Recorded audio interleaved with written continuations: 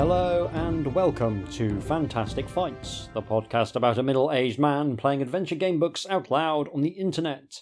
That middle-aged man is me, Hieronymus J. Doom, and this episode sees us play book 56 in the long-running fighting fantasy series, Knights of Doom, written by Jonathan Green, with internal illustrations by series regular Tony Hough, who also provided the cover illustration, which shows a grey monster sat on top of a red monster in some kind of dying forest. The grey monster looks quite angry, or maybe pleased, and has brought an axe with him to illustrate how angry he is. But honestly, he's an amateur in the anger stakes compared to the weird bull demon thing he's riding. That is a furious monster right there, and fair play to it, honestly. I'd be annoyed if someone was riding on my back as well. I'd describe the font used for the title of Knights of Doom on the front page as fairly insipid compared to some that we've seen recently. Honestly, it's just a bunch of letters. Pulling back the curtain for a moment, I'm starting this podcast on the very same day that I posted the last one. I have to go away and visit family later in the month, so I need to get this squared away earlier than usual. It does mean that I get to spend the rest of the month writing, so that's nice. It does mean there's no update on the gamebook I was supposed to spend this week finishing, but I'm going to take my laptop up while I'm in Yorkshire and turn it into a working holiday, and I'll be posting updates on my Patreon page at patreon.com/hjdoom to keep you abreast of any developments. So without any further ado, let's take a look at the rules of Knights of Doom. Okay, we've got a certain amount to get through here. In this adventure, rather than playing the usual professional adventurer, we are playing a Templar Knight of Telak, very much a paladin kind of protagonist, and that comes with changes to the rules. Skill, stamina and luck are all present and correct, as we would expect, but you also get an honour score which begins at 6. This represents your knightly virtue and unselfishness. It's the sort of thing that makes sense to include, though I do always have a few reservations about morality systems, since they tend to make certain choices much less likely, and a choice you never actually make isn't particularly going to impact the story. It's all a question of how it actually plays out, of course, and I'm looking forward to finding out. My knight has a skill of 10, a stamina of 18, and a luck of 7. Not great, but we'll see how we get on. Alongside this, we get to choose 4 skills from a list of 9. 5 skills are warrior skills, and 4 skills are priest skills, and you have to pick at least one from each category. I love a skill system, and I really like the idea that you can create a character who leans more to the clerical end of the knightly spectrum or more to the military end of the knightly spectrum. Very quickly, the warrior skills are battle tactics, which lets you lead people in battle, ride, which makes you an expert horseman, target, that lets you use ranged weapons, tracking, which is tracking, and weapons, which gives you expertise in a second weapon on top of your sword knowledge. The priest skills are arcane lore, which reflects knowledge of myths, legends, and other things. Banish spirits lets you free spirits by the power of your faith. Commune lets you sense psychic and magical vibrations, and Holy Strike allows you to drain power from demonic entities. I think I fancy playing a knight who is more in the priestly line, so I've chosen tracking as my obligatory warrior skill, and then I've chosen Banish Spirits, Commune, and Holy Strike for that full warrior monk Templar vibe. We're also told we have to track time, which is always a source of unbridled joy. At least it's tracking it by day rather than by random time units. Once again, we will see how this pans out in practice. Finally, there's some messing about with our equipment. Instead of the ubiquitous leather armour, we get a full set of chainmail, and we get given a magical sword that can hit demons and the like, which is a nice touch. We don't have any ready cash on hand, typical of the upper classes, and we don't have any provisions, which is a shame, but we do have a horse called Firemane. Aside from being a horse and doing horse stuff, Firemane allows us to carry a second weapon, which the author has slightly arbitrarily decided we can't do without a horse. We can only switch weapons when we have access to Firemane, and honestly it seems like a lot of faff compared to telling us we can only have one weapon at a time. It's a sort of thing I would forget about immediately in a tabletop game, and there's honestly little chance of remembering it here, though I will do my very best. Possibly this is just me objecting to being beholden to a horse, but hopefully it's not going to crop up. I think that's everything. Without further ado, let's play Knights of Doom. Background. The kingdom is sick and I am mortally ill. Gasps of dismay come from the crowd.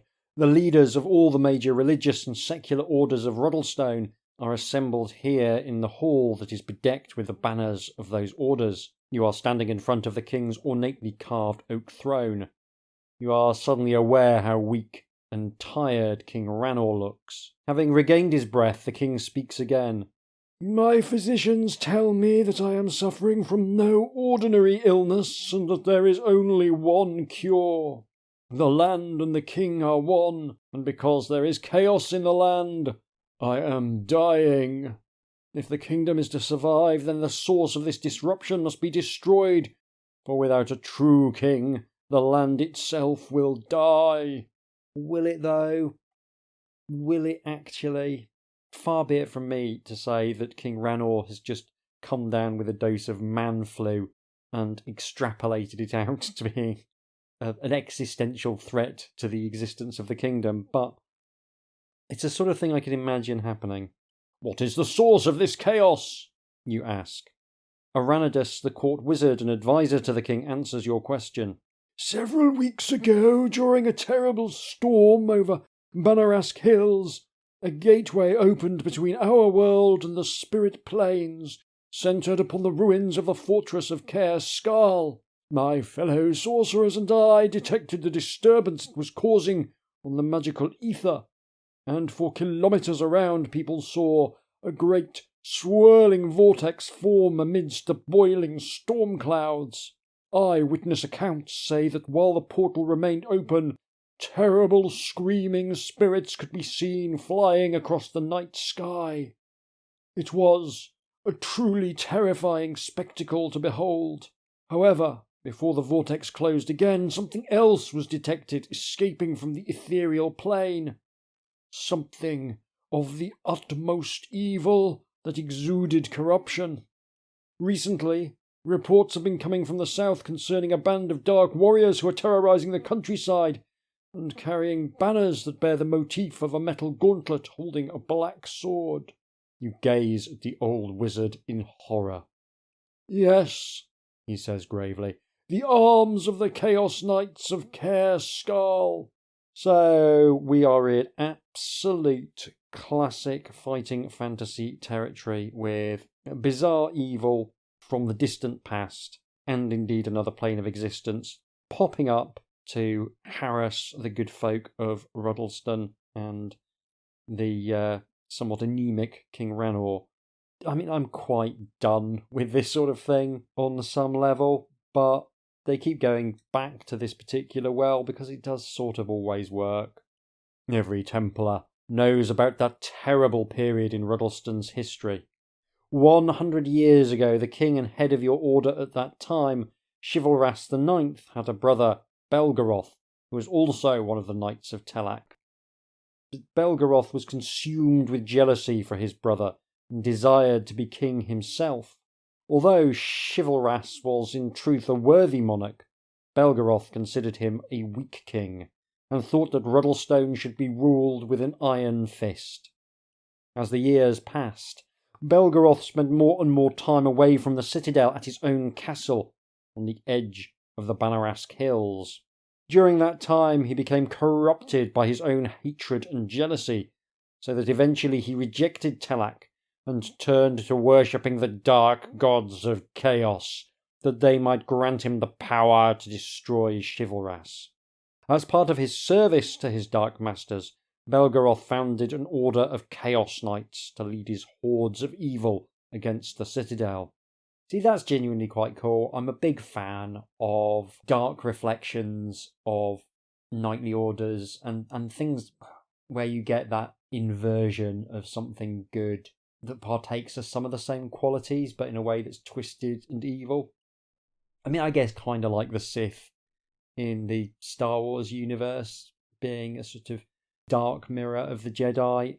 Again, it's storytelling 101, but it does sort of always work for me. However, Chivalrous's spies uncovered Belgoroth's plans, and so the crusade against Chaos began. The war raged on for several months, until the Knights of Telak at last stood before Belgoroth's castle, the fortress of Caer Scal, and besieged it. Within 2 weeks the battle was won, and the Chaos Knights were no more. From that time the ghost-haunted ruins of Caer Scal were left to the inhabitants of those wild lands. Belgoroth must have returned from the lands of the dead, and resurrected his dark order, Arundus continues. His servants strive for disruption and confusion, so that chaos may tighten its grip upon our world. There is talk of witchcraft in the north, the dead arising from their graves, and there have been many dark portents seen across the land. Strong 2025 energy to Ruddleston at this point. There are even rumours that in places the ancient forest of Lean has begun to wither and die. If the land and the king are to be saved, this chaos must be stopped. The Knights of Caer Scal must be destroyed. Addressing you directly, the king takes up the story.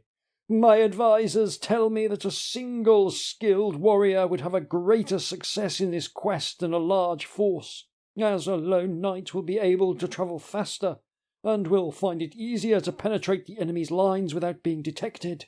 We need to strike as quickly as possible, and to prepare an army would take several days. Ah, yes.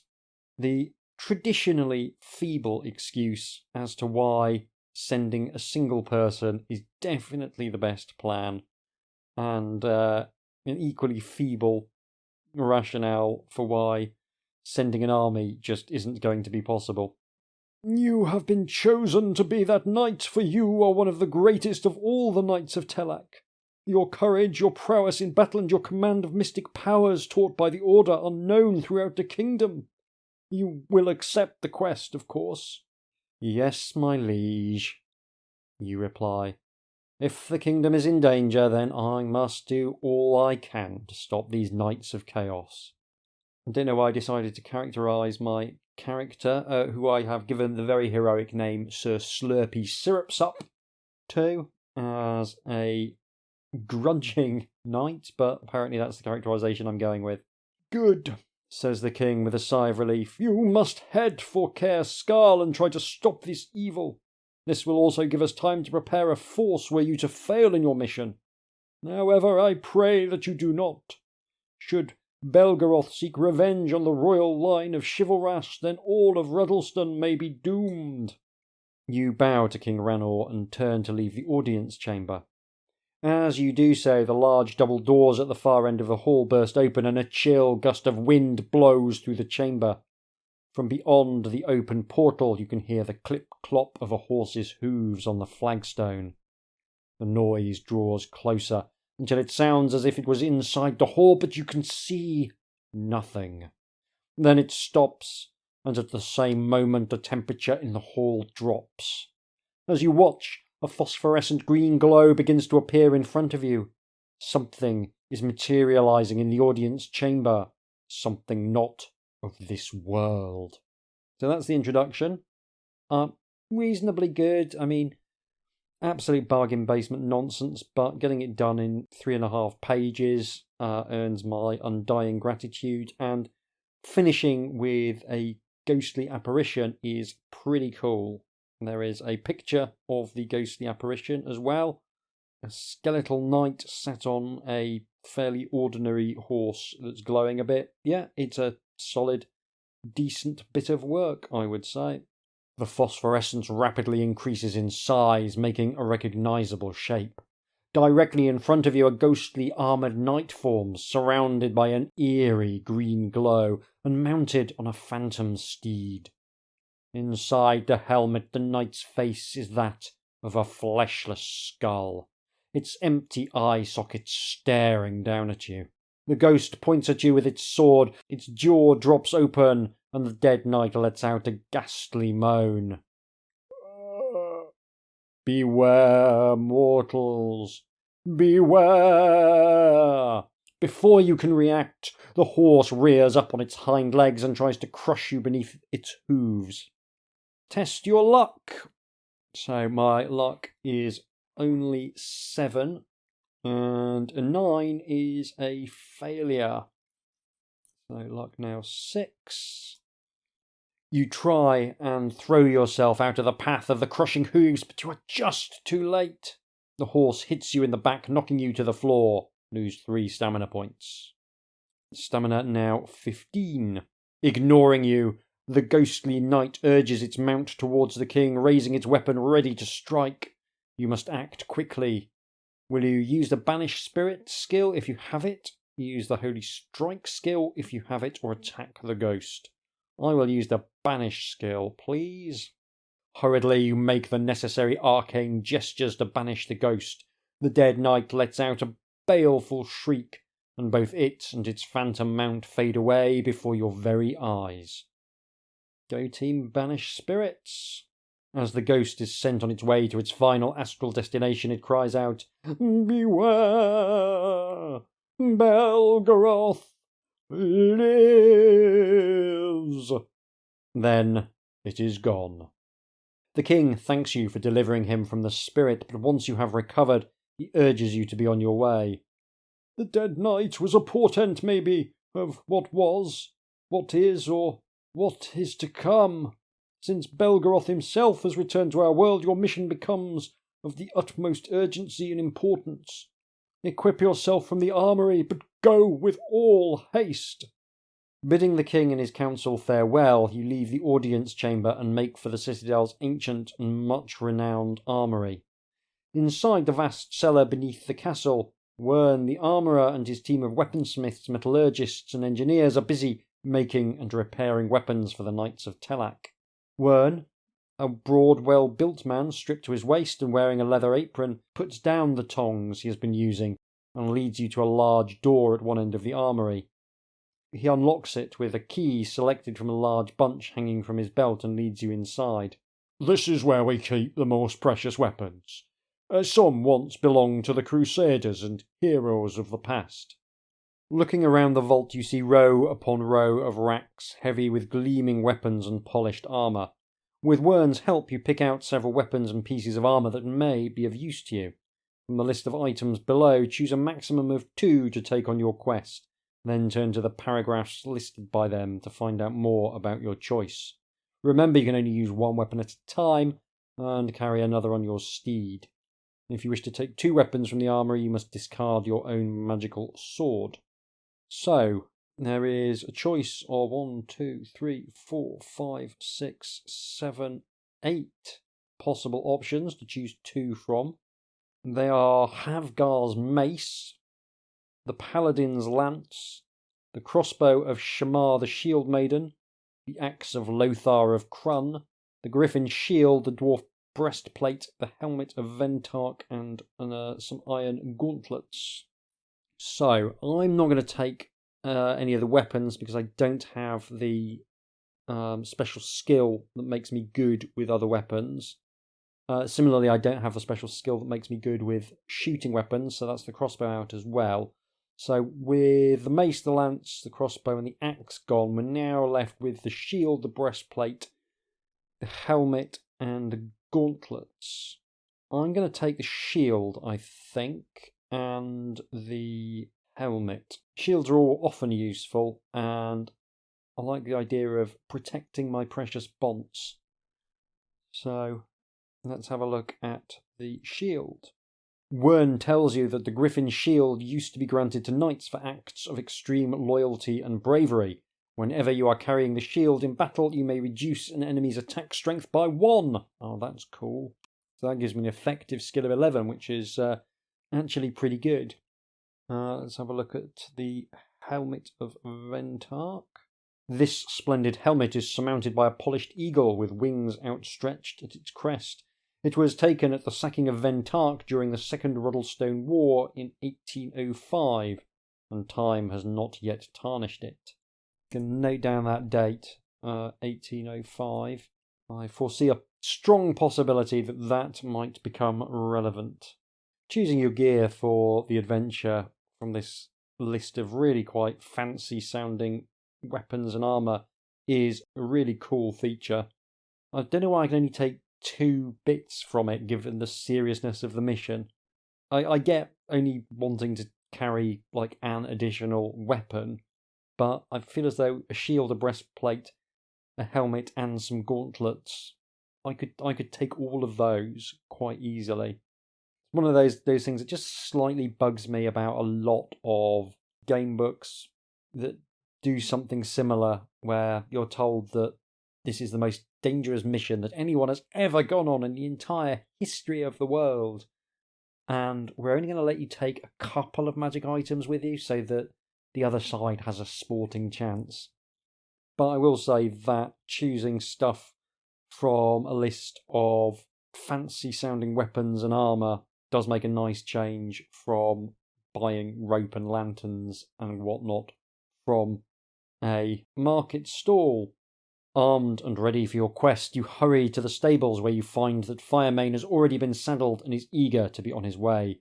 You are handed a backpack, and inside it you find enough provisions for 5 meals. Hooray! Provisions. A lantern, and a tinderbox, and a purse containing 20 gold pieces. There's also a flask marked with the rune of healing, which contains some of Aranidus's restorative potion. There is enough here for 2 tots, and each tot will restore your stamina to its initial level. That is very handy, because I suspect I might be eating provisions just to illustrate the passage of time. Urging your trusty steed forward, you gallop through the main gates and leave the citadel. Taking the main road south towards the town of Havelock, which lies 2 days' ride away, you pass through well-cultivated fields and pleasant hills. However, as you travel further away from the capital, you begin to see some of the results of the disruption in the kingdom. A distinct atmosphere of gloom is hanging over the hamlets and farmsteads, and you pass many beggars on the road.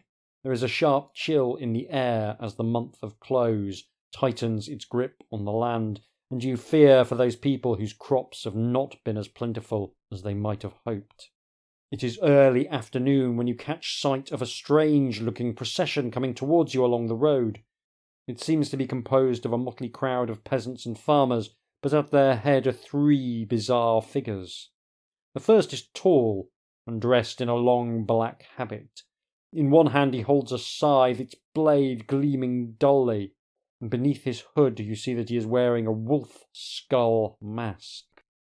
The next is of average height, but is swathed in torn rags and bandages. As he trudges along the road, he rings a bell, warning that he is unclean, a leper. The third figure is a gaunt woman, her almost skeletal body covered by a tattered cloak. It looks as though she has not eaten for weeks. So there's a picture of the fella dressed in black with the scythe and the skull mask, and the poor fella afflicted with leprosy, and the very skinny woman. Again, it's a really solid bit of work. There's a crowd of farming types behind them as well. Yeah, doesn't sort of leap out at me as being spectacularly brilliant art, but at the same time, it is perfectly reasonable. Yeah, it's a good choice as well, but it's an arresting image to choose to depict. The first man stops and raises his hand for the procession to halt. "What have we here?" he says. "I do believe it is a knight-errant, or should I say an errant knight." The crowd laugh at the leader's remark and begin to jeer you. "Enough!" he shouts. "This is the epoch of our damnation. While the common people starve, our blessed Templars live in splendour and plenty. We 3 are the prophets of doom come to save the people. The doom we prophesy shall be yours." At these words the crowds cheer, and several raise pitchforks and other improvised weapons ready to fulfil their leader's prophecy. Some are already beginning to edge round you. You're going to have to act fast to get out of this unpleasant situation. And then you try to ride through the mob, attack the prophets, or talk your way out. Well, the mob have an absolute point in that, yeah, I am living in splendour and plenty while people are starving. Honestly, I'm more on their side than mine. But we've got a job to do, and no one's going to survive if I don't do it. So I will try and ride through the mob, I think. Seems like the least violent of the available solutions. With a shout, you kick your heels into Firemane's flanks. The horse whinnies and leaps forward into the crowd. Driving your mount forward, you charge past the startled protesters. As you flee, however, you are struck by a pike and lose 2 stamina points. Stamina now 13. Soon you are well past the angry mob, but you acted dishonourably towards the starving people. Lose 1 honour point. So it's doing quite a good job here of making sure that most of the systems are introduced early doors. I'd actually kind of forgotten about honour, I'll be honest. So nice to have that reminder that that's a thing. Though weird to treat honour as a resource. But anyway, wasting no more time, you continue southwards. The afternoon winds on as you and Firemane head south. While you ride along undisturbed, you consider the different paths that you could take that may lead to success in your quest. The most direct form of action will be to make your way to Caer Scal as quickly as possible. However, if you are going to have to face Belgoroth's Chaos Knights and Warriors, it may be wise to try and recruit your own small force as you proceed. Aranandus' words about the Forest of Leen also interest you. You know that the vast expanse of woodland is a mysterious place, protected by ancient elemental powers which may be able to help you in your quest. There is also another option open to you, to find the legendary elf spear Aelfgar. Stories about this mystical weapon predate the crusade against chaos. Forged by the elves of Leen centuries ago, it is rumoured to be imbued with the power of the gods themselves. Legends tell how it has been wielded many times against the forces of darkness and has saved the land from eternal night. To find Aelfgar would be a momentous undertaking, but could prove the way to victory. Night falls, and you have tethered Firemane to a tree and settle down for the night in the shade of a copse just off the road. With a gentle breeze blowing through the leaves of the trees, you are soon lulled to sleep. I'll tell you one thing, for the purposes of this recording, we are going straight to Caer Scal. Yep, when in doubt, go for the most obvious route possible. One of the joys of doing this podcast is that, in some ways, knowing that I'm probably not going to succeed on the recorded playthrough frees me to make silly or obviously foolish decisions. And that kind of brings in a little bit of role-playing to it, because I can imagine that my knight is the sort of bluff, hardy, and none-too-bright posho who's just simplest way, always the best, no messing about. We'll just go straight to Caer Scal, beat up Belgoroth, job done, go home, tea and crumpets, it'll be fine. Anyway, if we've got the commune special skill, which we do, something interesting will happen. During the night you wake up, sensing that all is not well. Hovering above you, you see a ghostly white hand clutching a dagger, the blade glinting in the moonlight, poised and ready to strike. What will you do to defend yourself? Will you use the Banish Spirit skill if you have it, or unsheath your weapon ready to fight? I feel as though this isn't actually a spirit, and trying to banish it is just going to get me stabbed. So I'm going to unsheath my weapon ready for a fight. I don't know why I think that, and it turns out that I'm entirely wrong about that. The assassin's dagger streaks towards you, intent on your destruction. However, as you will soon discover, the knife-wielding spectral hand is no ordinary opponent. As it has no body of any sort, the hand cannot be destroyed in combat, only fended off. If you win an attack round against the spirit, you will not do it any damage, but merely keep it at bay. While you are doing this, the assassin's dagger will try to stab you to death. So the assassin's dagger has a skill of 10 but no stamina. You are not going to be able to overcome this opponent through combat, so you'll have to try something else. If you win 2 consecutive attack rounds, or otherwise after 4 attack rounds, you will have worked yourself into a position from which you can try to escape. So we've got to win 2 attack rounds or survive for 4. So with that in mind, I'm going to roll some dice. I have survived for 4 attack rounds, and the assassin's dagger hit me twice, I hit it once, and we drew once. But anyway, I've worked myself into a position to try to escape with my whopping stamina of 9. So the choices are, do we want to run into the copse to hide from it, or leap onto Firemane's back and flee on horseback? I will leap onto Firemane's back and flee on horseback. Don't know how fast floating hands can travel. As you leap into the saddle, your ghostly attacker makes a final lunge at you. Test your skill. My skill is 10. 7, I am fine. Only after you have put several hours of hard riding between you and the spirit assassin do you stop again for what remains of the night. Add 1 day to the time elapsed, and write down the word Regad on your adventure sheet. At dawn you are on your way again. Regad being dagger backwards. It is mid-morning when you enter a pleasant valley at the bottom of which nestles the settlement of Wenderford. To the west lies an area of woodland, while on the distant horizon you can make out the dark edge of the Forest of Lean. The road on which you are travelling runs on southwards, out of the village to Havelock. But you feel you may glean information here that could be of use to you on your quest. For a start, you know that the reclusive sage Herluin lives not far from the village. Do you want to try and find out more here in Wenderford, or as time is precious, will you ride straight through? Well, we've come to the conclusion that we're playing a very straightforward bluff knight, and he's going to take the view that time is precious, we will ride straight through. Firemane carries you southwards across many kilometres of bleak moorland in the direction of Havelock.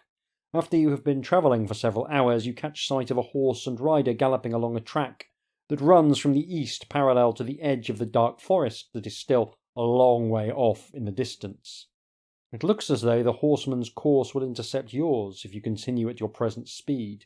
Are you happy to meet the rider, or would you rather spur Firemane into a gallop? To avoid the stranger, I will see who this person is. As the horseman approaches, you see that he is wearing the livery of the Lord of Cleve Manor. When he is within earshot, he reins in his horse and calls out to you. I have been sent by my lord to offer you the hospitality of Cleve Manor and to request your aid, he says. My lord has heard of your quest and thought that you would appreciate a more restful night. There is also a more serious matter for which we would be most grateful for your help. The tenants on the manor's lands are being terrorised by a rogue boar from the forest. Our best soldiers have tried to kill it, but all have failed. Some say that the beast is enchanted and cannot be slain. Will you help us? A night in a bed would certainly be very refreshing, and you have pledged to keep order in the kingdom. However, such an expedition will take up valuable time. Will you go with a messenger to Cleve Manor, or will you press on and try and reach Havelock before nightfall? We will press on. It's a big pig. If you can't deal with a big pig, you don't deserve to be Lord of Cleve Manor, quite honestly. You are within sight of the walls of Havelock when dusk is falling. Riding on in the fast-falling light, you pass a copse of trees at the edge of the road. Suddenly, a dark shape drops out of the branches of one tree as you pass under it.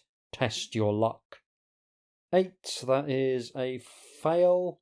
It's kind of weird to be just constantly failing luck tests right at the start of the adventure. A pair of feet slam into your chest, knocking you from the saddle, and you land awkwardly on the road with your assailant atop you.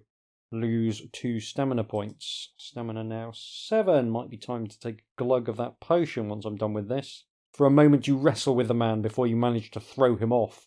Quickly, you jump to your feet and draw your weapon as 2 more figures emerge from the copse holding cudgels. The first attacker pulls a long knife from his tunic and advances towards you. "We're gonna slit your throat, Templar," he spits, and then the murderers are upon you. You must fight them all at the same time. This could be problematic. So they are literally just called murderers. First murderer, second murderer, and third murderer, which is kind of a cool name.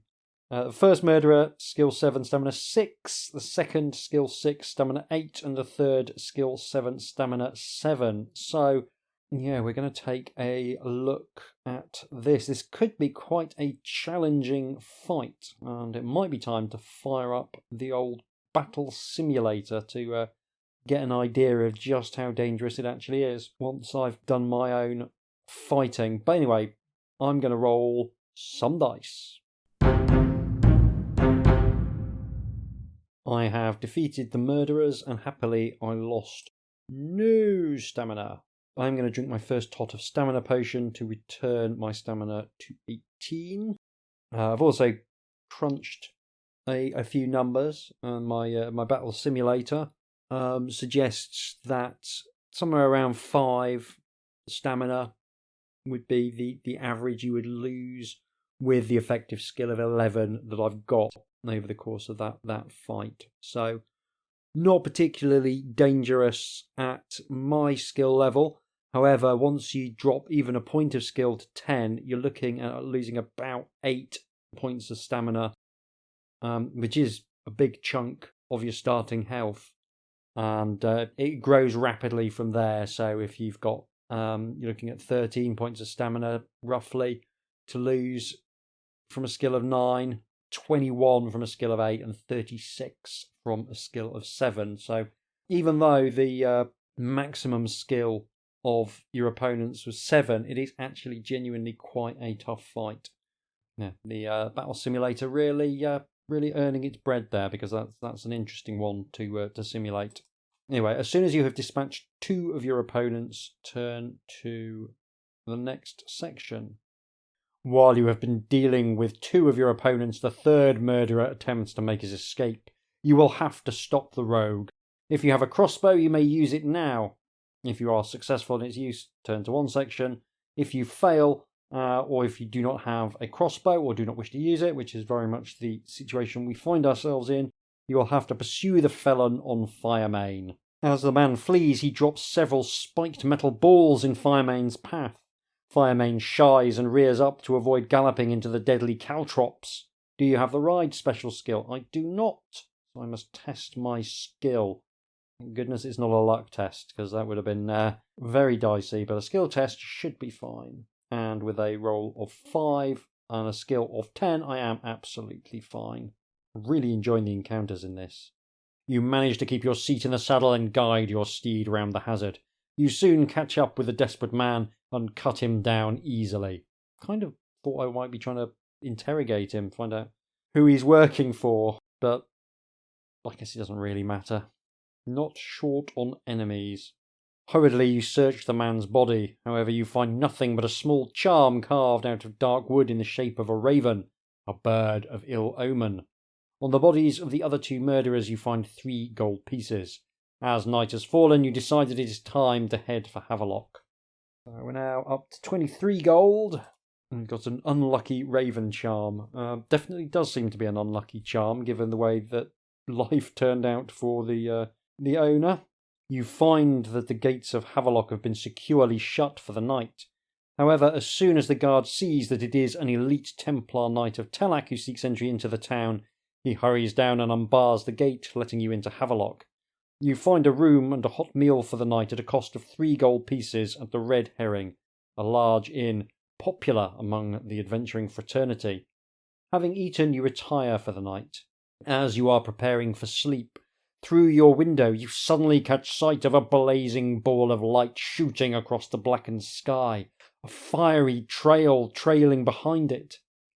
The comet soars onwards until it disappears over the hills on the distant horizon. It is a well-known fact that a comet is a sign of impending disaster, and you have just witnessed such a portent. It is some time before sleep eventually overcomes you. Lovely medieval details.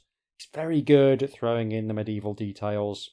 And something that marks out Jonathan Green's books is a real attention to creating situations and sort of set dressing, if you like, that really make this feel more like medieval England than many fantasy worlds. You rise early, feeling refreshed after an untroubled night's rest. Restore up to 2 points of stamina and add 1 day to the time elapsed. So stamina already maximum because I quaffed some potion, but time elapsed now 2 days. Having left the Red Herring, you get ready to explore the town. Havelock is not a large town, but as time is pressing, you do not want to spend too long here. In Havelock, you should be able to find some useful equipment you may need later in your quest, and surely here would be a good place to try and recruit a small army with which to oppose Belgoroth's forces. If that's what you intend to do. Do you want to visit the markets, or do you want to try and recruit an army? As I said at the start, I have had all the markets I could ever want in fighting fantasy books, so I'm going to try and recruit an army instead. Having made a few discreet inquiries, eventually you find yourself outside the impressive headquarters of the Mercenaries Guild, the best place to recruit an army. The tall stone building itself looks like a small fortress, the entrance being barred by a portcullis. After you have rung the bell next to the door, a hunchback figure appears at the window above the portcullis and asks you your business. You explain that you desire to assemble an army of brave fighters and are soon standing before Guildmaster Nazra Stron and a crowd of rough-looking, battle-scarred ruffians. So you want to hire an army, but you haven't got the money to pay us? Stron booms. The mercenaries burst into raucous laughter. But your bravery and heroism would go down in legend, you say. This is no petty dispute between rival lords, but a battle against the very forces of evil and chaos, the outcome of which will determine the fate of the kingdom, if not the whole of the old world itself. Think of the honour and prestige. Such rewards are worth far more than gold. The mercenaries are silent. After a moment's thought, Stron speaks again. You still don't understand why the warriors of Telak aren't prepared themselves, but that's not my concern. No, it's a fair question. It's an enormously fair question. We don't have time to recruit an army. Let's go and recruit an army. Yeah, baffling. All right, we'll join your crusade if you can prove your own skill as a warrior. You must best our champion in combat. Will you agree to these terms and fight, or will you leave the Mercenaries Guild and Havelock itself and continue on your quest? I will agree to the terms and do a bit of a fight.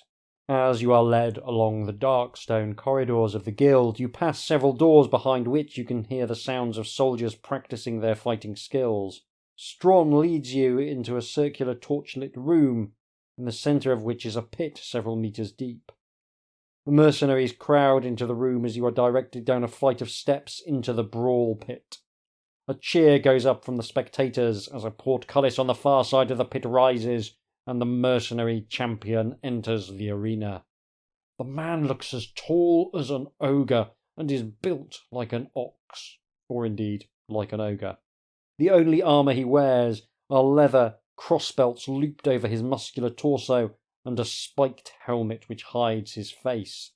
He is armed with a vicious-looking sword with a jagged blade and a long knife. Stron raises his hands and a hush descends over the mob. This is not a fight to the death, he announces. The winner shall be the first to knock the other to the ground. Are the combatants ready? You and the mercenary nod in reply. Then let the trial by combat commence. With an animal roar, the champion charges at you across the pit, while his fellows shout his name in encouragement. So the mercenary champion has a skill of 10 and a stamina of 11, and there is a quite neat picture of the mercenary champion. Not much of an action shot, he's just sort of standing there. I feel it would have been more exciting if he'd been caught lunging towards the viewer. But again, perfectly solid bit of work. It is a very spiky helmet. Big old rhino spike right in the middle. So he's got a skill of 10 and a stamina of 11. If he wins an attack round, we roll 1 die. On a roll of 1 to 3, his jagged blade does the usual 2 points of stamina. On a 4 to 6, it does 3. If you roll a double 6 while calculating your attack strength, and you win that attack round, your blow hits your opponent with such force that you knock him to the ground. If the mercenary's attack strength is ever 22, then something happens. So if he rolls a double 6, basically. And if you reduce the mercenary's stamina to 4, or he reduces your stamina to 4, then something happens to end the fight as well. So with those slightly complicated rules in mind, I'm going to roll some dice. Okay, I have rolled a double 6 for my attack strength and won that attack round, and I have knocked him to the ground. Before I did that, he has dealt 6 points of damage to me, reducing my stamina to 12. You stand with your sword poised mere centimetres from the champion's throat and claim victory as yours. Oh, very well, says Stron. I would trust such a warrior as you to lead my men into battle. I only ask that you give us a little time to ready ourselves for such an important campaign. You agree to meet Stron and his mercenary band at the deserted outpost of Harnwatch in 1 day's time. Write the word Ekroth, or force backwards, on your adventure sheet. Secure in the knowledge that you at least will have others fighting for you against the Dreadlord's forces, you prepare to leave Havelock. Leading Firemane towards the south gate, you pass through a square where a crowd of people seem to be enjoying some spectacle or other. As you get closer, you see that a crude stage has been set up in the square, and over this is stretched a moth-eaten banner with the words Oddfellows Mummers painted across it. Occasional gasps of amazement and peals of laughter rise from the crowd as they watch the show being put on by the travelling players. Do you want to pause for a moment to watch the mummers, or do you prefer to make for the south gate? I'm tempted to watch the mummers because I'm wondering whether this is going to be a nice little reference to the sort of mystery plays that were popular in the Middle Ages. But I must stick to the characterisation I have come up with. There'll be plenty of time on subsequent playthroughs to examine the mummers, so I'm just going to make for the south gate. You are within sight of the south gate when you find the way temporarily blocked by a procession of clerics passing along the street. The priests are wearing long green robes and are chanting in a low monotone. As you survey the scene before you, you overhear a merchant talking to a servant. The clerics of Lean are a charitable priesthood who do much to help the poor and needy of this town, but they're also a very secretive group. Only the initiated may enter their temple. If you have either or both of the words Relim or Nrot written on your adventure sheet, turn to one section. If you haven't, which I haven't, we turn to another. I don't know why he's decided that all of the keywords are going to be just words backwards, but yeah, it's a really weird choice to have made. Remounting your trusty steed, you make your way through the south gate out of Havelock. 2 roads lead away from Havelock. The westerly road eventually has a branch leading south to the village of Enox. You know that the dwarf blacksmith Torrin Silverblade has his forge near Enox. In his youth, Torrin was a warrior of Telak, but now he is renowned for the quality of the armour he makes, which some say has magical properties. He could well provide you with magical defence against the blows of your enemies. However, to find his forge would mean making a long detour to the village of Enox. Do you have time to make such a journey? No, I don't. I will head directly south towards Caer Scarl, skirting the forest of Lean. The ride south is uneventful since the road passes through cultivated fields, then on to barren moorland. To the east lies the sprawling expanse of ancient woodland that is so bound up in legend. It is said that objects made from wood taken from the trees retain some of the elemental magical energies of the forest, and that elves, as well as stranger creatures, dwell within its depths, keeping it from harm. The road gradually swings towards the trees and you enter a narrow wooded stretch. Suddenly, a rope that was spanning the road is jerked up from under the cover of leaves on the ground and is pulled taut. You are galloping straight towards it. Test your skill, adding 2 to the dice roll if you do not have the ride special skill. So, I roll an 11, which would have been a fail anyway. But with adding 2, that gives me 13, which is considerably above my skill of 10. Your reactions are too slow, and you are caught by the rope, throwing you backwards off your mount. You hit the road painfully on your back, lose 3 stamina points and 1 skill point, and sit up dazed. So, skill now 9, that's not good. And stamina now also 9.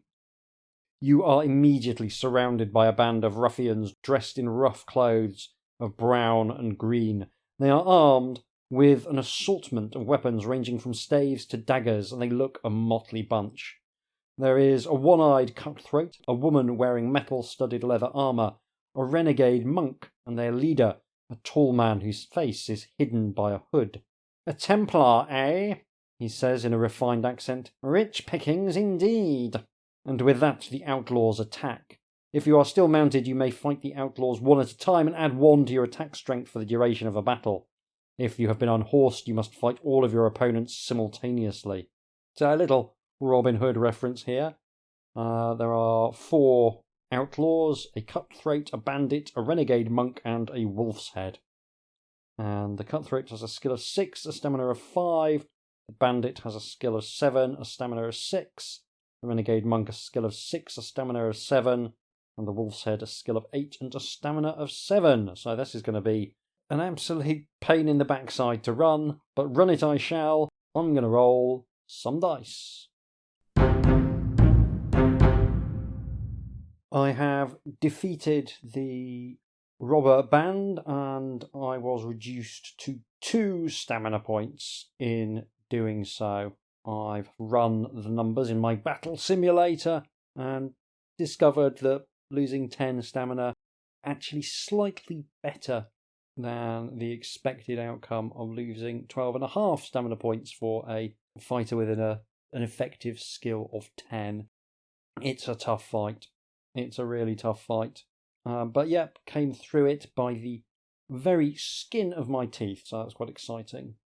You search the outlaw bodies and find a total of 8 gold pieces and a silver locket. So 26 gold and a silver locket. You may take any of their weapons if you wish to, remembering the restriction on the number you can carry or use at any one time. There's a quarterstaff, a dagger, and 2 swords, none of which is magical. I will take a sword. Good to have a spare. When you are finished here, you set off south again with Firemane. Eventually, you rejoin the main road, heading south, and by late afternoon you come in sight of the edge of the great forest of Lean. Not far along the track you reach the village of Assart, built in a huge clearing inside the border of the forest. As you ride into the village, you see a group of people in fierce debate. "But if we don't do something, we're as good as dead," a young, scholarly-looking man is saying desperately. "But what can we do?" a burly forester replies. "There are too many of them, and more come each night. There are those who'd be willing to fight if we had a strong leader to take us into battle." "Failing that, we need someone who'd be prepared to go along there and kill the necromancer," an old woman declares. She suddenly catches sight of you and adds, "Someone like a Templar." You ask the group what the problem is, and the old wise woman tells you about the necromancer and the ghost village. "Not far from here, to the west, lies what is left of the village of Merton. It's been deserted for years, and most of it's in ruins now, but no one's ever been there because of the stories. A necromancer lies buried there, and people do say that the place is haunted. But now it looks like the tales are true at last. For Moonsday night, the dead of Merton rose from their graves and attacked our village, carrying off 3 people. They've been back every night since, their number increasing all the time, so we have to lock ourselves in our homes. 4 men were taken last night. It seems as if the necromancer is back, and is building himself an army of the undead." It certainly does, but you cannot help thinking that Belgoroth's corruption and chaos may be the source of the problem. "Everyone in the Sart's afraid," the woman continues, "and no one dares go to Merton itself, not even during the day. Will you help us?" I don't want to lose any more honour, so I guess I'm going to have to help the people of Merton. The villagers cheer at your announcement. You must act tonight so as to save time and protect Asart from the cursed twilight existence of the undead. Do you have the battle tactics special skill, and do you want to organise the villagers into a small fighting force? I do not, and I don't. I will have to do this one on my lonesome, I think. The people of Asart bolt their doors and barricade themselves inside their homes as you set off alone on Firemain going west towards Merton. Definitely drinking the stamina potion. Returning my stamina to 18. Dusk is falling as you reach the derelict ruins lying under a thick pall of mist. The air is heavy with the smell of death, and you can hear the tolling of a bell. Suddenly, a great crowd appears out of the mist, blocking the way to Merton. The undead villagers stumble towards you, moaning and waving farm tools threateningly in your direction. You have no choice but to charge these undead ranks in an attempt to break through their lines. Roll 2 dice to see how many of the undead strike you. If you have the Holy Strike special skill, which I do, you may reduce this number by 2. You can also do that if you have a lance.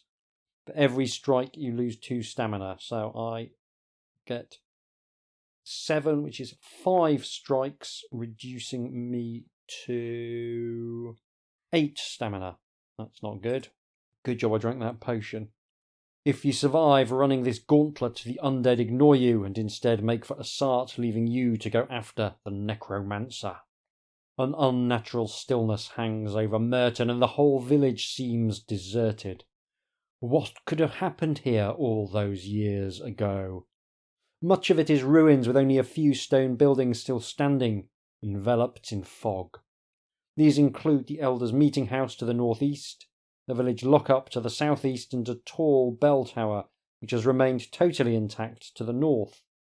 The tolling comes from the bell tower and a cloud of bats is flitting about its eaves. You can also see an abandoned graveyard lying to the west on the far side of the village. Where will you begin your search for the necromancer? Well, if we're going by the Hobbit, the necromancer will live in a tower, so I'm going to go for the bell tower. You enter the bell tower through a small door at its base and climb a spiral stone staircase to the top. Here you find a square room with an arched opening in each wall. A large iron bell is swinging on its frame in the centre of the chamber, tolling sombrely. The only occupants of the belfry are several large bats hanging upside down from the rafters. Do you want to try and stop the bell tolling, or would you rather leave the tower and search elsewhere? I will try and stop the bell tolling, please. You have no trouble silencing the bell. You smash it to pieces with your weapon. By doing so, you have slightly weakened the evil power at work here. From now on, while you are in Merton, you may reduce the skill of any undead creature you have to confront by 1 point. Regain 1 luck point for this good fortune. Much needed luck point, taking my luck up to 6. However, something else is less happy at your stopping the death knell. One of the bats drops from its roost and, exposing 2 elongated fangs, attacks you. You are going to have to kill the vampire bat before you can leave the tower. So the vampire bat has a skill of 7 and a stamina of 6. Should be a cakewalk. I'm going to roll some dice. I have defeated the vampire bat. I took no damage. If you defeat the bloodthirsty guardian of the belfry, you notice a battered but usable lantern standing at one corner of the room. If you do not have a lantern, you may take this one. Then you descend the tower safely and leave it to search elsewhere. So let's go to the graveyard. Graveyard seems like a sensible place to look for a necromancer. Of course, where else would you look for the deceased necromancer but the graveyard?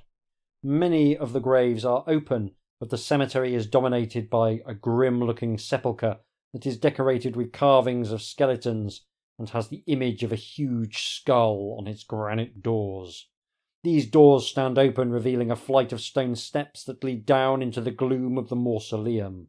Of course, you would not dream of descending into the darkness without some means of lighting your way, would you? If you do not own a lantern, you must leave the graveyard to search for one. I do have a lantern. In the mausoleum, you sense, is where you will find the necromancer. So, do we want to go straight down? Or examine some of the opened graves first. No, we will go straight down. You take one step towards the macabre edifice, and there, directly in front of you, stands a terrifying spectre.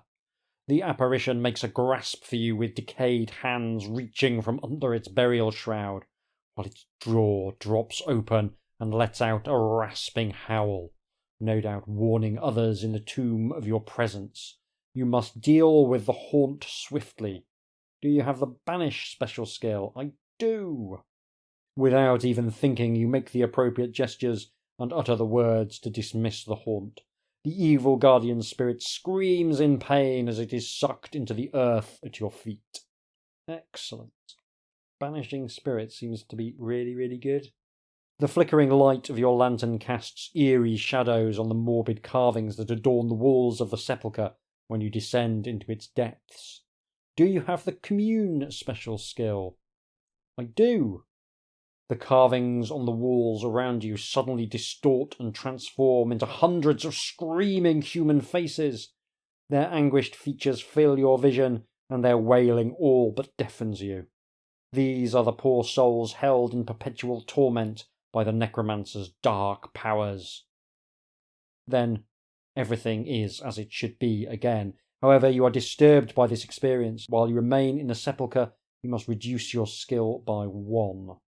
Not great, but it's really, really cool seeing that the skills will sometimes not help, may actually sometimes be a hindrance. I love that sort of thing as well. Yeah, really, really nice bit of design.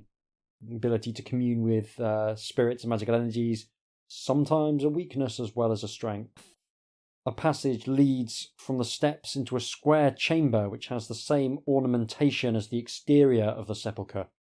3 archways lead further into the tomb. Do you have the arcane law special skill? I do not. So, which way will I go? South, west, or north? I guess I've come in from the east. So I'm facing west. So south is the closest to a left turn that is available to me. So I will go south. Entering a chamber at the end of the tunnel, you behold a scene of destruction and desecration. The crypt is full of stone coffins, but every single one has been broken open and the bodies inside are missing. Every one, that is, except for a sarcophagus resting on a plinth at the end of the chamber. Do you want to open and search this last coffin? Yes, I do. Hopefully it's got a necromancer within it. You push against the heavy stone lid, and with a grating noise it slides open. Lying in the sarcophagus is what remains of a tall man. Draped over his skeleton is the uniform of a knight bearing the insignia of the Golden Dragon. An unpleasant grey mould covers the bones. When you opened the coffin, a cloud of spores flew into the air. You cannot avoid inhaling a lungful, and you start coughing violently. The spores of the poisonous mould affect your breathing, and you must lose 3 stamina points. Stamina now 5. If you have the word Urgalp, if you have the word Urgalp written on your adventure sheet, you must lose 6 stamina points and 1 skill point instead, because of the leper's wasting disease is aggravated by the spore cloud. Fortunately, I do not currently have leprosy. There is a picture of the knight in the tomb, and I can see that the tomb has got some carvings on it. It's a nice picture of the knight, by the way. I really like it, actually. And the tomb has got some words written on it in an unknown script. So maybe at somewhere there's a clue to what that script means. I suspect it's probably either warning me off or telling me to take the ring, because the knight's weapons of war have long since rusted and are of no use to you. However, on one bony finger you notice a gold ring inscribed with a picture of a shield. Do you want to take the ring at the risk of releasing another cloud of spores, or leave the crypt and search elsewhere? I will take the ring, I think. Carefully, you reach into the coffin and slide the ring from the knight's finger. Test your skill. So my skill is currently 8. So that's a fail. If you fail, you knock the body while removing the ring, and just second spore cloud is released, lose 2 stamina points. Stamina now 3, and I can add the shield ring to my possessions. I have been recording for, I think, long enough at this point. I'm going to pause the recording there while my character scarfs down provisions frantically to try and get his stamina back up to something faintly useful. But I don't think I'm on the edge of death. I've got 5 provisions, so I can easily get my stamina back up to 18. So I think the adventure will probably continue for a little while yet, which is cool. But I've hit the point, I think, where I need to pause the recording, or this will just go on forever. So I will continue playing on my own time, and almost certainly fail because I've been ignoring an awful lot of prompts to explore. But that's fine. That's fine. As I said earlier, it's really nice to get the opportunity to play a book in a slightly dumb way, knowing that it's almost certainly not going to be the successful playthrough. So I actually quite enjoyed that as a different way of approaching the book. I'm going to go away, finish this run, finish playing it on my own time, and we'll be back for you in just a few moments with some closing remarks. Tatty bye. For those keeping track at home, my adventure ended, as is traditional, almost immediately after ending the recording. I glanced in another room in the crypt, then got stuck in front of the necromancer's lair, where I didn't know the secret formula for opening it. Giving it up as a bad job, I wandered out and was partially eaten by a horde of zombies, and brought back to life as one of the zombies, ready to partially eat the next person who was foolish enough to come across the graveyard. Turns out I really should have been exploring my surroundings more than I actually did. Who could have foreseen that being an issue? I did assume that this one would be hard, and honestly, the playthrough lulled me into a bit of a false sense of security. Obviously I failed, but I felt like I'd got a decent distance into the book, and that was with ignoring the various proffered side quests. I was feeling good about making a second attempt. Those good feelings evaporated astonishingly quickly. This book is hard as nails. It feels like it might be a competitor for being the hardest book in the entire series. It combines brutally difficult fights, dice rolls or death, and a laundry list of necessary items. It seemed more generous only because the eccentric route I took happened to dodge some of the most dangerous bits by sheer good luck. It's an absolute swine to finish on every conceivable level. That difficulty is something that I'm going to explore in detail, because it's honestly impressive how every possible vector for making it hard is explored. But before we get into specifics of it, I want to look at the overall vibe. Structurally, this is actually fairly linear and easy to grasp. That is one of the few concessions that this book actually makes. You are a Templar with magical powers, travelling south towards the source of a monstrous evil that is blighting the land. There's a bunch of locations that hang off an otherwise straight path, like branches of a tree. You can climb out to explore those branches, but once you've done that, you'll be back on the main trunk of the adventure. This isn't the worst structure by any means, and in some ways it makes exploring easier, which is handy in a very challenging book. It does tend to mean that there's not a great deal of scope for taking wildly different paths on repeated playthroughs, though. As you get closer to the source of the evil, you'll find the landscape changing and becoming more twisted, and the denizens becoming ever more dangerous. If that sounds oddly like Dead of Night, then congratulations, yes it does. That's not even really a criticism. Although I think Dead of Night is a better book, there's honestly nothing wrong with borrowing the basic structure for a new work, and although there's clearly some overlap in terms of premise, structure and core design, Knights of Doom does feel pretty different in tone. Dead of Night had a lot of pulpy horror elements to it, while Knights of Doom feels a lot more like a traditional fantasy with a strong dollop of historical inspiration. Whether it's feasts as a form of hospitality, travelling mummers, flagellant cults, or Robin Hood-inspired outlaws, there's a very powerful feeling that this is fantasy that's been grounded in British history and folklore, right down to the constant looming presence of the forest, and I like that very much. Taken independently, the various different locations generally feel nicely designed and they are full of atmosphere. We saw the deserted village of the undead, which had that delightful addition of the tolling death knell you can stop.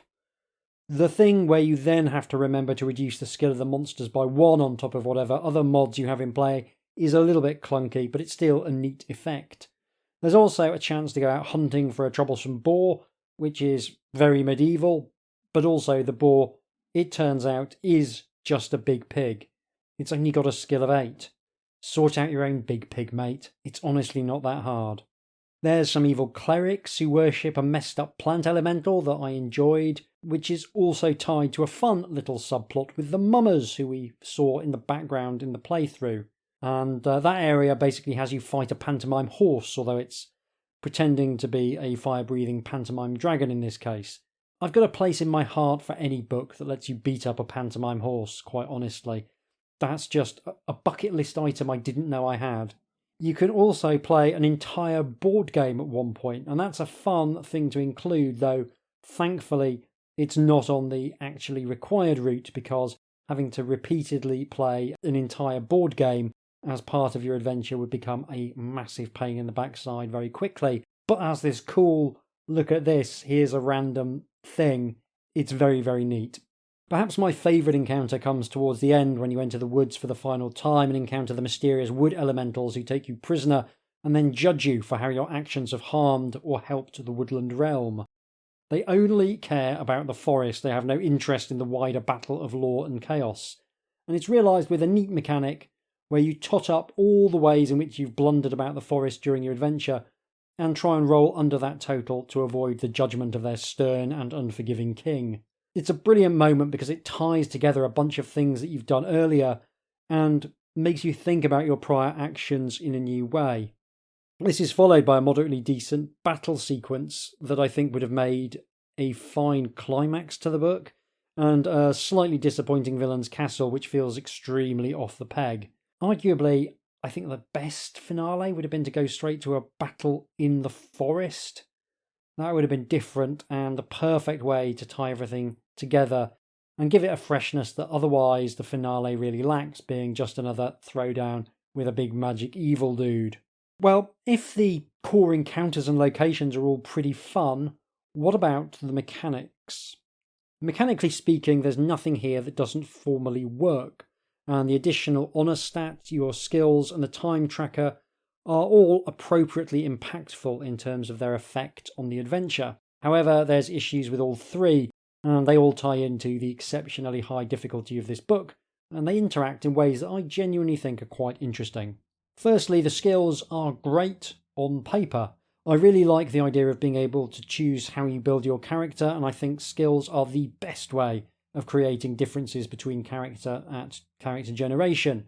Generally much better than messing with stats, because skills are much easier to balance around. They're great because they provide a nice easy way to build in variation right from the start of the adventure. You can load in skill effects from the opening sections before you've found any items or keywords, and it's just a great way of providing multiple routes through your opening, which is the bit people are going to be playing most often.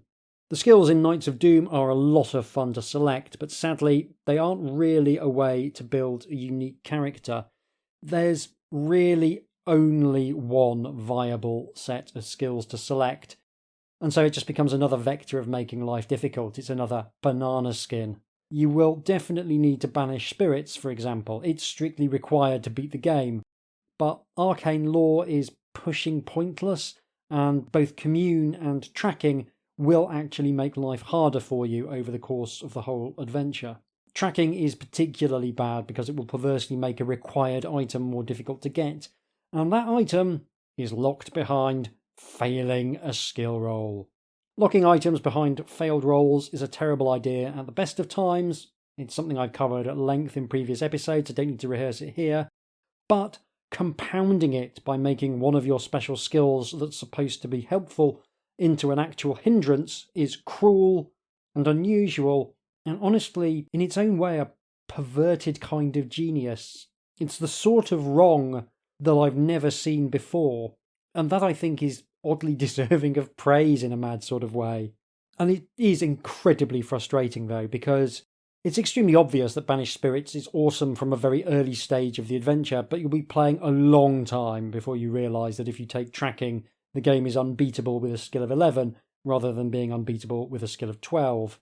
Obviously, with a skill of 11 and without the tracking skill, you've got a whopping 1 in 36 chance to finish the book, assuming nothing else goes wrong at any point. Obviously, it gets easier to fail that necessary test if you've got a lower skill, but honestly, if your skill is less than 11, there's a significant chance you may die in some of the fights. There's a lot of fights in this book, many with high skill opponents.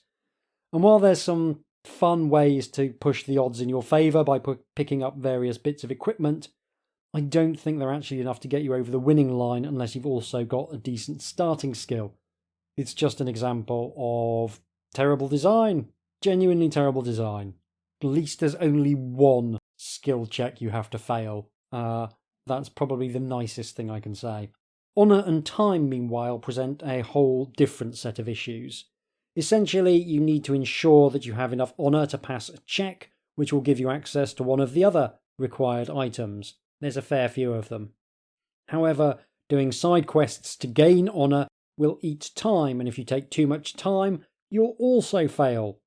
Threading the needle of getting enough honour without running out of time is immensely challenging, and it's also extremely frustrating because you've got one mechanic demanding that you explore everywhere, and the other demanding that you really don't. While you can get some tremendous mileage out of balancing oppositional demands in games, it needs to be judged expertly if it's going to avoid becoming a nightmare, and for my money, this is a nightmare. Essentially, the gamebook is constantly reminding you that you need to move quickly, and then dangling tempting side quests in front of you, as if to say, I know you're on a mission where every second is precious, but do you fancy dinner and a show? By the way, if you don't take in this show, there's a good chance you'll die in 2 days' time anyway. It's a bit like if the secret to defeating the Terminator in the popular movie The Terminator was for Sarah Connor to stop running and start a handmade Christmas card business halfway through the movie. It's something where I think overall, unless you are a supremely skilled designer with a lot of time to playtest and workshop, you probably want to pick one approach or the other. And in the case of gamebooks, you probably want to go with encouraging people to explore, since that's kind of how gamebooks work. You don't really want to try and get people not to read your book. That seems like a bad plan. Honour and time are an interesting example of both rules working more or less fine. Honour in particular, no issue with how it's implemented. Go off and do a bunch of good deeds, get your honour up. That's kind of cool. But when you combine honour with time, they're both just so unhelpful. Gaining and losing honour is broadly intuitive. The passage of time feels pretty realistic, but put them together and they suck. Not least because there's just so little wiggle room. One mistake on either front and you can basically kiss your playthrough goodbye. Of course, these are not the only sources of difficulty. You'll also need the aforementioned laundry list of items. There's a few puzzles, most of them fairly doable, but none of them what I would call a gimme. There's the many fights. Many of the fights are quite reasonable, but there's a lot of them which have special rules associated with them, which I usually quite like. But in this case, it just feels like another vector for making things more and more punishing. There's also a whole bunch of really difficult fights towards the end, which makes the finale feel like an absolute slog. The author does some very interesting things with fighting multiple enemies. In particular, one encounter where the enemies come at you 2 at a time, which means that you should refrain from killing the weakest fighter, which is a cool tactical decision to have to make. There's also a cool bit in the finale where the big boss can drain your honour as well as your health, and losing all of your honour will cause you to fall under his thrall, which is awesome. Or it would be if there was any mathematical way for your honour to be low enough that it would potentially run out before your stamina. I haven't been thoroughly exhaustive about all of the possible ways to get to the finale, but I think if you've made it that far, you'll almost certainly have a high enough honour that death from face stabbing will occur before your final corruption, which is a real shame. I think that's something that would have made the the finale and the final area as a whole really quite interesting is if there was a bunch of ways for it to drain the honour that you've built up over the quest so far. At the end, that sudden inversion would have been really, really fresh feeling and really interesting. But as it is, it's still a really cool image in this final fight. And on top of all of this, add in a sprinkling of various stat tests that you need to pass or you'll die, and you've got the recipe for a book that I think is almost impossible to finish honestly, and extremely difficult to finish even if you're cheating on some or all of the dice. Jonathan Green has admitted that it was not playtested as rigorously as he would have liked, and that's an issue with the times as much as anything else. It's important to remember that playtesting was much harder back in the day, and there were far fewer resources out there for designers. With that said, I do think some stuff is kind of obvious.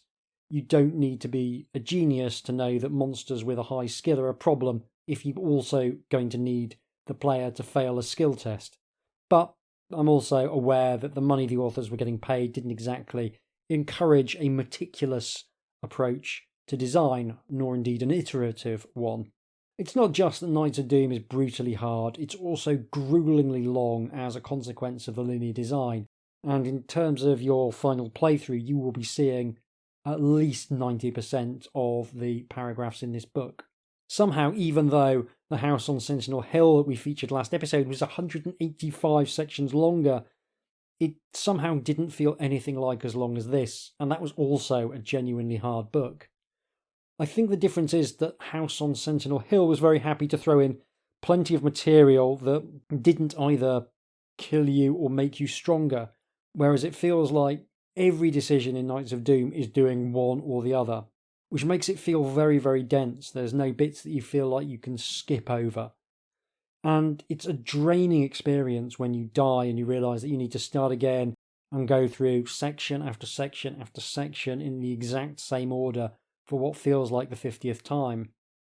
I think even if this book was considerably easier, it would still feel pretty long and exhausting to play through. Part of that is the book being rough, but part of it is also, I think, down to me, and I think I've reached a point where shorter form stories just appeal to me more. I think there's a sense of anxiety for me about having to go back to the start when books are really long and really hard. Some of the more modern books that have been long that haven't been that hard, and I've not minded the length so much there, particularly given that in the case of many of them, there's a real sense that you can kind of go where you want and do what you want and kind of pick and choose. And that means that there's always more to kind of discover on the next playthrough. So it's not that I'm totally against really long and detailed books. I think it's just really long linear books that are also rock hard. And it's certainly not something that really bothered me as a child. One, I'd have been happy to cheat, and two, I had nothing better to do with my time than play the same game book over and over again.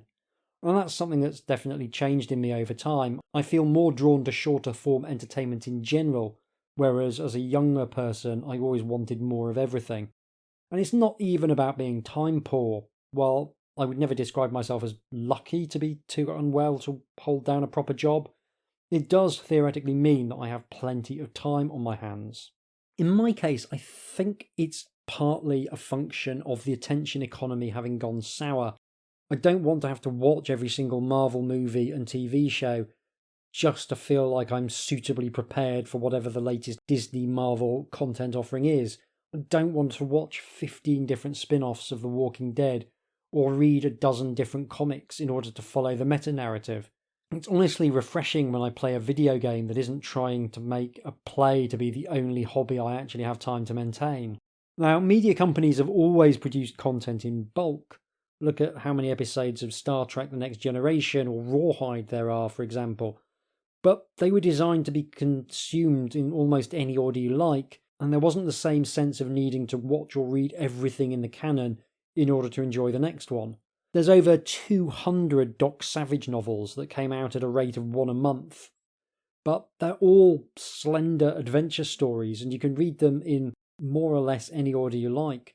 I've read 3 or 4 of them, and I don't feel like I need to read any more, but honestly, if I saw one cheaply in a second-hand bookshop, I'd probably buy it, knowing that I could read it on the train. It's mass-produced content that's designed to be picked up and put down at any point, and I think the thing that's changed is that there's a certain strand of modern content that is terrified that you might put it down and do just something else, and is absolutely invested in trying to make it as difficult as possible for you to do that. So I think hard and linear game books like Knights of Doom have been somewhat tainted by the cynicism of later content cycles in which engagement is seen as more important than enjoyment. It doesn't matter if it's good so long as it takes a long time to consume and keeps you trapped in their ecosystem. As a lot of video games in particular are very much like that. And that is also a function of the media just having become so astronomically expensive to produce. And I should stress, I don't think that Knights of Doom is a cynical piece of work. I think the issues with its design are the result of a young writer who didn't have access to the support systems and the time needed to balance the book, and who was working on the basis that hard books were a good thing. But the design ends up accidentally reminding me of where we've ended up as a culture, a situation where our entertainment is often more interested in trapping us than enthralling us, and at times playing Knights of Doom made me feel a little bit trapped. And that's irritating, because while I think Knights of Doom is far too hard and feels too long, I don't think that either hard or long game books are a bad thing in themselves. It's just my brain that's been broken by an increasingly demented cultural landscape. There's loads of really cool encounters in Knights of Doom, and I think with a few different decisions, dropping the time to focus entirely on honour, sorting out one or two of the more egregiously difficult bits, changing it so that some of the items just make things easier rather than possible. I think you could have a really cool book here. It wouldn't be the most original thing in the world. You'd still be comparing it with Dead of Night, but there is the bones of a really fantastic game book here. And it's a shame that even with all of this kind of contextualization of why I think it came out like it did and why I think I've particularly badly responded to some elements of that, the overriding thing I come back to when I'm thinking of Knights of Doom is two things. It's too hard and it's too long, and that's a real shame. That is, however, all for this episode, which has been arguably too hard and too long as well, so there's some synchronicity there. I'll be back in February when we'll be looking at the next book in the Way of the Tiger series, which is always something of a treat. Don't forget, you can get in touch with me by email at hjdoomretrofun@gmail.com or by bothering me on Blue Sky at hjdoom. Thank you very much for listening. Take care, and I'll see you soon.